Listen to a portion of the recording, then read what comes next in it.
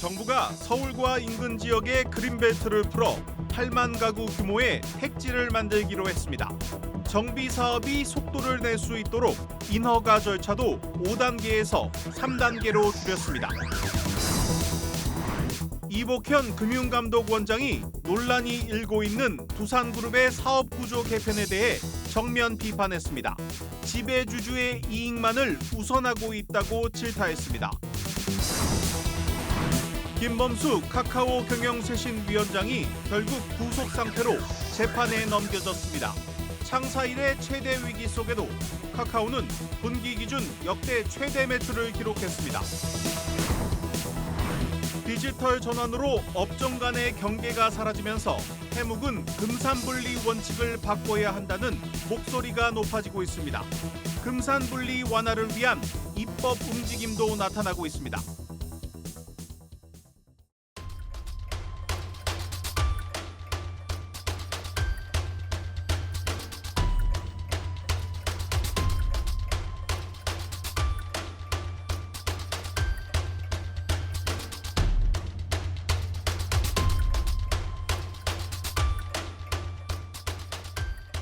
사실 청년들이 원하는 그런 주요 지역에서 물량은 안 나오는 것 같고 전전에 나온 대책과 큰 차이가 있는지는 잘 모르겠습니다. 항상 같은 얘기만 반복하는 느낌이 강하다고 생각합니다.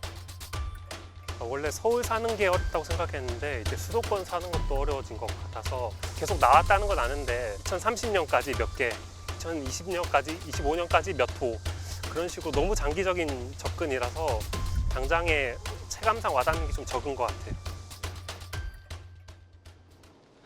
오늘 나온 주택 공급 확대 방안은 윤 정부 들어서 발표된 6번째 부동산 대책입니다. 먼저 이전의 내용을 간단히 살펴보겠습니다. 지난 2022년에 발표한 첫 번째 대책은 문재인 정부 시절 강화됐던 세제 분야의 문턱을 낮추는 데 초점을 맞췄습니다. 2달 뒤에는 앞으로 5년간 270만 가구를 공급하겠다는 로드맵이 등장했습니다. 지난해 1월 발표된 대책에는 대출, 실거주, 전매 제한, 청약 등 전방위적인 규제 완화가 담겼습니다. 정부의 부동산 정책 방향이 공급 확대로 돌아선 것은 지난해 9월부터입니다. 수도권 신도시나 택지 개발을 통해 공공 물량을 추가 확보하고 재건축 패스트트랙 도입에 더해 정비 사업 추진 요건을 완화하기로 했습니다. 하지만 정부의 계획은 순조롭게 진행되지 않았습니다. 대내외 변수로 공사비 급등, 부동산 PF 부실, 지방 미분양 사태 등이 줄지어 터지면서 공급의 혈이 막혀버린 겁니다. 동시에 전세난이 불거진 데다 신생아 특례대출 등의 여파로 이른바 패닉바잉 우려가 커지면서 시장은 대혼란에 빠지게 됐습니다. 결국 정부는 그동안 금기로 여겼던 서울의 그린벨트를 12년 만에 해제하고 자세한 위치와 규모는 오는 11월에 공개하기로 했습니다. 사실상 마지막 카드를 꺼낸 만큼 이번에도 시장 안정에 실패할 경우 후폭풍은 걷잡을 수 없이 커질 전망입니다.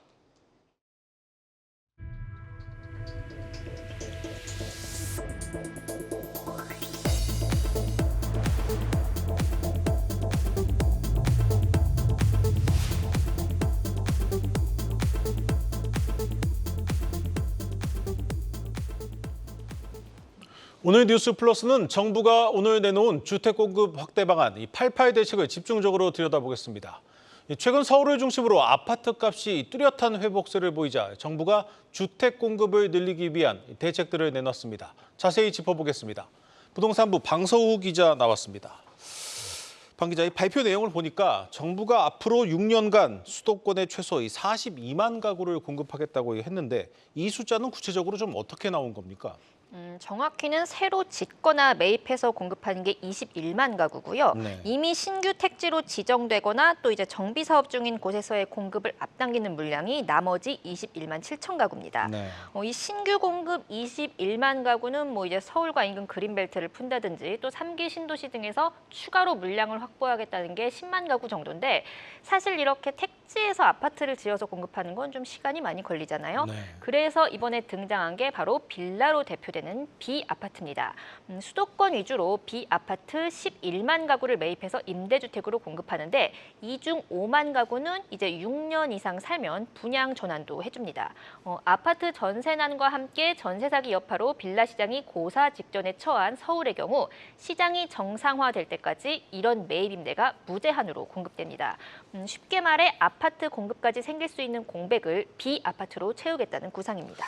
그러니까 정부가 이제 문제없는 빌라를 서울에 무제한 공급하겠다는 겁니다. 그런데 내용을 보니까 신규 21만 가구 중에 11만 가구가 이 빌라, B아파트네요.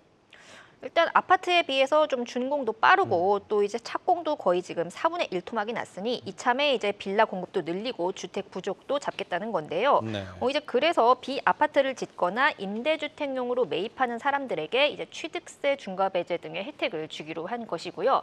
또 이 빌라를 생애 최초로 매입하는 사람들에게도 뭐 취득세를 깎아주고 또 아파트를 청약할 땐 무주택자로 간주해줍니다. 이에 대해 좀 전문가들은 신속하게 진행만 된다면 전세난을 일부 해소할 수 있다고 보면서도 결국 수요자들이 원하는 집, 그러니까 서울 아파트에 쏠린 수요를 분산할 수 있을지에 대해서는 좀 물음표를 던졌습니다. 특히 이제 아파트 청약 시 주택수에서 제외해주는 소형주택 기준을 공시지가 기준 5억 원 이하, 면적도 전용 면적 85제곱미터 이하로 완화했는데 이러면 아무래도 아파트 청약 경쟁률은 더 치솟을 수밖에 없거든요. 네. 이는 곧 이제 아파트값 상승으로 이어질 수밖에 없고요. 또한 이제 아무리 빌라를 빨리 지을 수 있다 한들 세제 혜택을 주려면 법 개정이 필요합니다. 여기서 과연 또 얼마나 속도감이 날지도 의문이고요. 결국 빌라로 아파트 값을 잡겠다는 건 이 밥 달라는 사람에게 빵을 주겠다는 것과 마찬가지라는 지적이 나옵니다. 네, 말씀하신 것처럼 이 사람들은 모두 좀 아파트에 살고 싶어 합니다. 지금의 시장 상황을 봐도 이 서울이나 수도권 콕 집어서 살고 싶어 하는데 이 사람들이 원하는 지역에 좀 공급을 늘릴 만한 대책은 없습니까? 사실상 이번 대책은 좀 비아파트 공급 대책이라고 볼 수 있고요. 아파트 관련 내용은 좀 하반기 대책을 예고하는 수준에서 나왔습니다. 네. 이제 대표적으로 이제 서울과 인근 지역에서 그린벨트를 푸는 건데요. 12년 만에 풀고 이제 약 8만 가구가 공급 예정인데 구체적으로 어디가 풀릴지는 오는 11월 공개 예정입니다. 네. 정부와 서울시가 좀 그래서 오랜만에 합의 맞은 모습을 보였습니다. 박상우 장관과 오세훈 시장의 설명으로 이어서 들어보겠습니다. 올해 5만 호, 내년 3만 호의 신규 택지 후보지를 발표하겠습니다. 정부는 서울시에 그린벨트 해제 협조를 요청하였으며 감사하게도 서울시에서 어려운 결단을 해주셨습니다. 서울의 개발제한구역 해제지에 지어질 공공주택은 대부분 서울시가 최근 새롭게 내놓은 장기전세주택2, 즉 신혼 20년 전세 자가주택을 대폭 확대해서 공급하고자 합니다. 그런데 이 그린벨트 풀고 택지 만들어서 아파트 지으려면 또 한 세월입니다. 사실 서울 같은 경우는 이 정비 사업이 가장 좀 효과적으로 아파트를 좀 늘릴 수 있는 방안 가운데 하나인데 이와 관련한 좀 대책은 없습니까?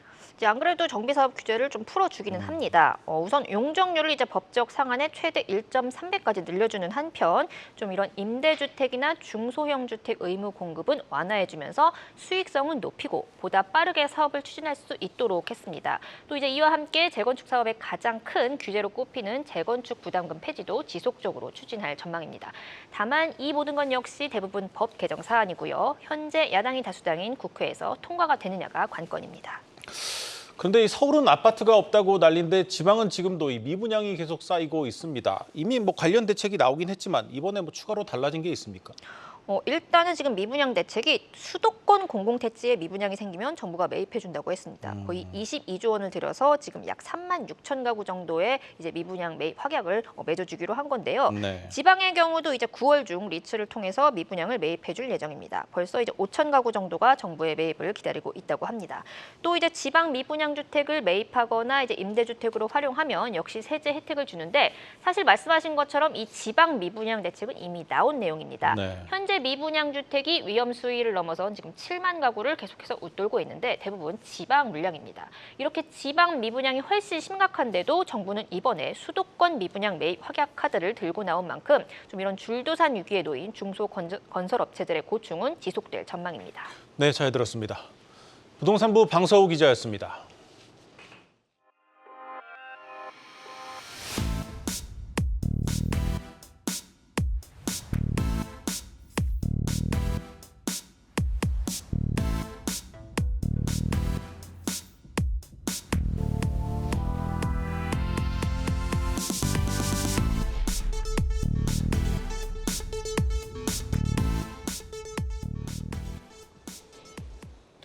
이복현 금융감독원장이 최근 논란이 되고 있는 두산밥캣과 두산로보틱스 합병에 대해 증권신고서에 조금이라도 부족함이 있으면 계속 반려하겠다고 밝혔습니다. 또 이것이 당국 간 합의가 된 것이라며 정부의 공식 의견임을 시사했습니다. 김동화 기자입니다. 이복현 금융감독원장은 두산이 제출한 정정신고서를 검토하고 있다며 부족하면 계속 정정 요구를 하겠다고 말했습니다. 조금이라도 부족함이 있다면 횟수에 제한을 두지 않고 지속적으로 정정 요구를 하겠다는 것이 우리 감독원의 입장이고 당국 내에서 어느 정도 합의가 있는 상황입니다. 그래서 이는 금융위원회 등 당국 간 합의된 의견으로 두산의 구조 개편 효과와 의사결정 과정, 특히 논란이 되는 소액주주 이익 침해 등 위험성에 대한 설명이 부족하면 계속 반려하겠다는 뜻을 분명히 한 겁니다. 두산로보틱스는 지난 6일 두산밥캣 합병 관련 정정신고서를 금융당국에 제출했습니다. 이번 정정신고서 제출은 금감원이 지난달 24일 증권신고서에 중요 사항이 기재되지 않았다며 보완을 요구한 지 2년 만입니다. 하지만 두산은 논란의 핵심인 합병 비율을 바꾸지 않고 유지하기로 했습니다. 소액주주들은 연간 1조 원대 영업이익을 내는 두산밥캣을 적자인 두산로보틱스와 이 같은 비율로 합병하는 것은 주주 이익을 침해하는 불공정 행위라고 주장합니다. 대주주 차원에서 주주 소통이 많이 부족하다는 것들이 해외 투자자나 국내 투자자들이 일반적으로 갖고 있는 인식. 이 원장이 작심하고 언급한 만큼 두산 측이 합병 비율을 그대로 유지하기는 어려울 것이란 관측이 나옵니다. 이 원장은 또 최근 발생한 미국 주식 주간 거래 서비스 차질과 관련해 투자자 이익이 침해된 만큼 인과관계를 정확하게 들여다보겠다고 말했습니다. 한국경제TV 김동아입니다.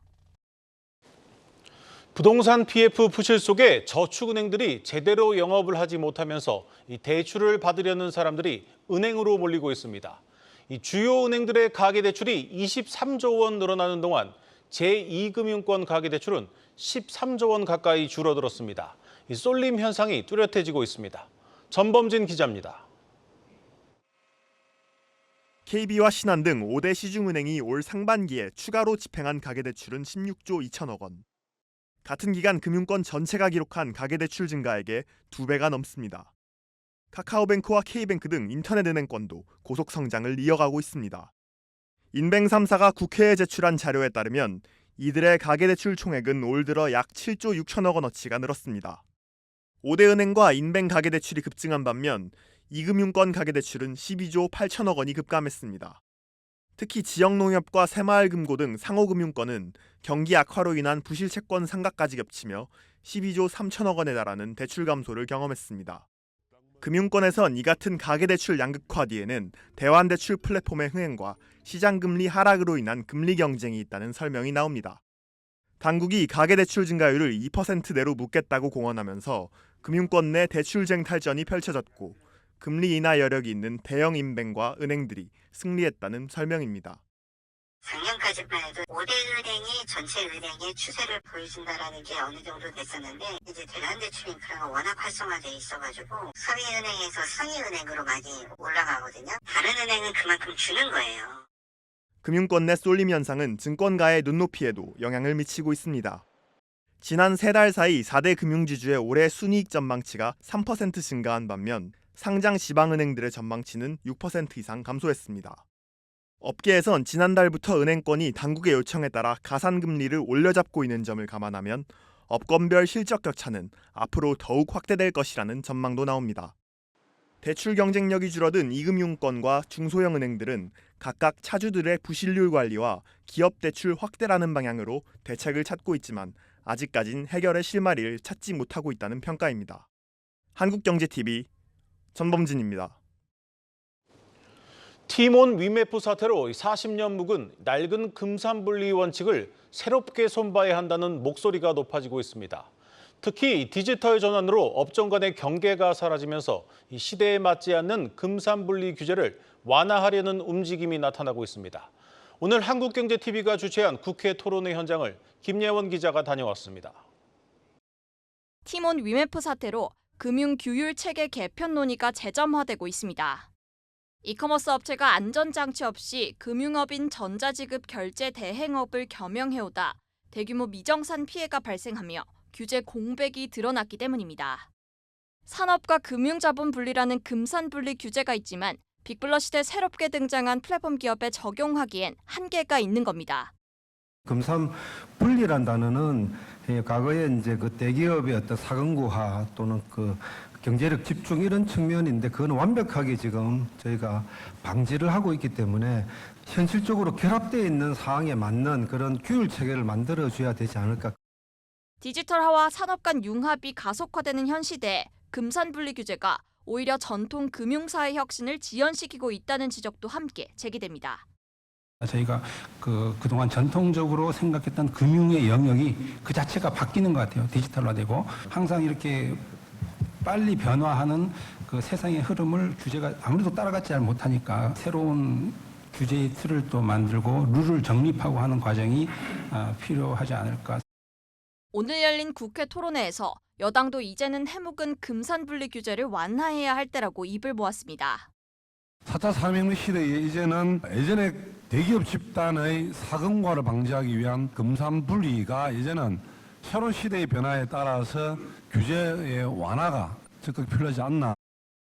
세계 선도국가의 대한민국의 의상에 맞게 형용화된 규제들을 특히 금융과 산업과 관련된 금산 분리 관련된 규제를 과감하게 개혁해서 전문가들은 디지털 금융시대의 도래와 함께 빅테크 기업의 금융시장 진입이 증가함에 따라 기존 금산분리 규제를 재평가할 필요성이 있다고 주장했습니다.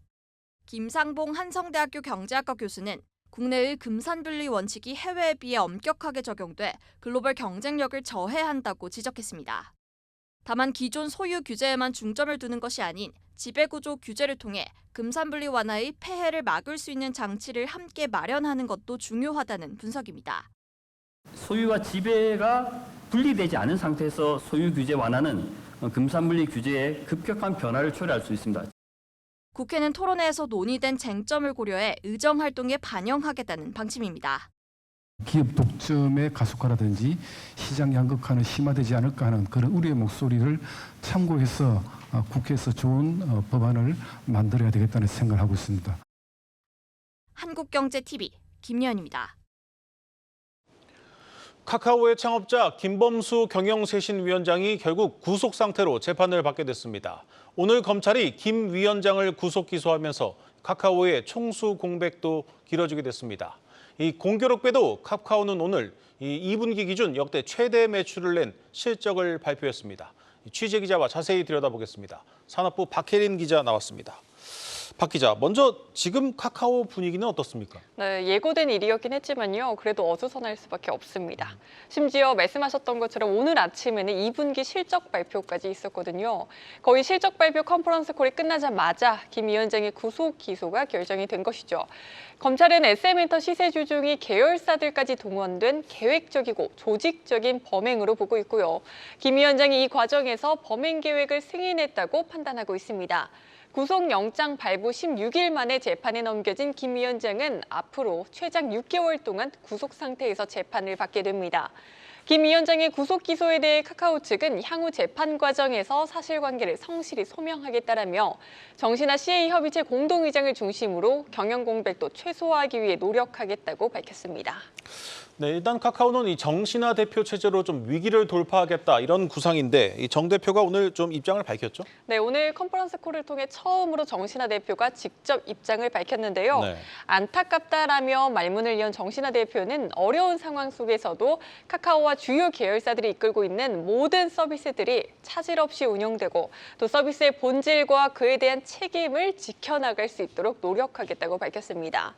이어 카카오의 대표이사로서 다양한 이해관계자들과의 동반 성장을 추진하는 동시에 사업의 핵심에 집중한 중장기 성장을 목표로 기반과 내실을 다지겠다라고 약속을 했습니다.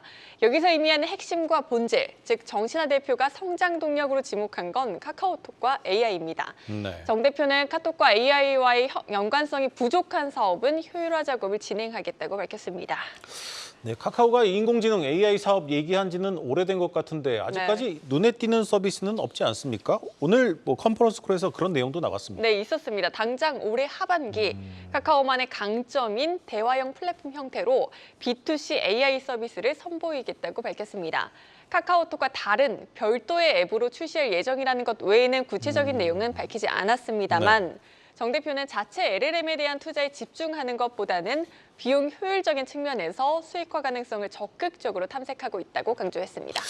카카오톡과 이 별개의 앱이라 어떤 기능들이 좀 담길지 기대가 됩니다. 네. 그렇다면 이 카카오의 주력인 카카오톡의 상황은 지금 어떻습니까? 네, 정신화 대표는 로열티와 락인 효과가 변함이 없다라면서 현재 우려에 대해서 부인을 했는데요. 네. 현재 카카오톡의 MAU 4,893만 명으로 견조한 활동성을 유지하고 있고요. 체류 시간도 오픈 채팅 탭을 중심으로 크게 성장한 이후 견조한 흐름을 보이고 있습니다. 카카오는 카카오톡을 기반으로 한 광고나 커머스 사업을 확장할 계획인데요. 카톡 내 지면을 활용한 신규 광고 상품을 출시하고 선물하기를 중심으로 커머스 부문에서도 추가 성장 동력을 확보한다는 방침입니다. 한편 사상 초유의 사법 리스크라는 악재 속에서도 카카오 올해 2분기 역대 2분기 중 최대 매출을 기록했고 영업이익도 두 자릿수대의 성장률 보였습니다. 총수부재 장기화가 현실이 된 가운데 정 대표의 약속대로 경영 공백을 최소화하고 흔들림 없이 카카오의 성장을 이끌어갈 수 있을지 주목됩니다. 네, 잘 들었습니다. 산업부 박혜린 기자였습니다.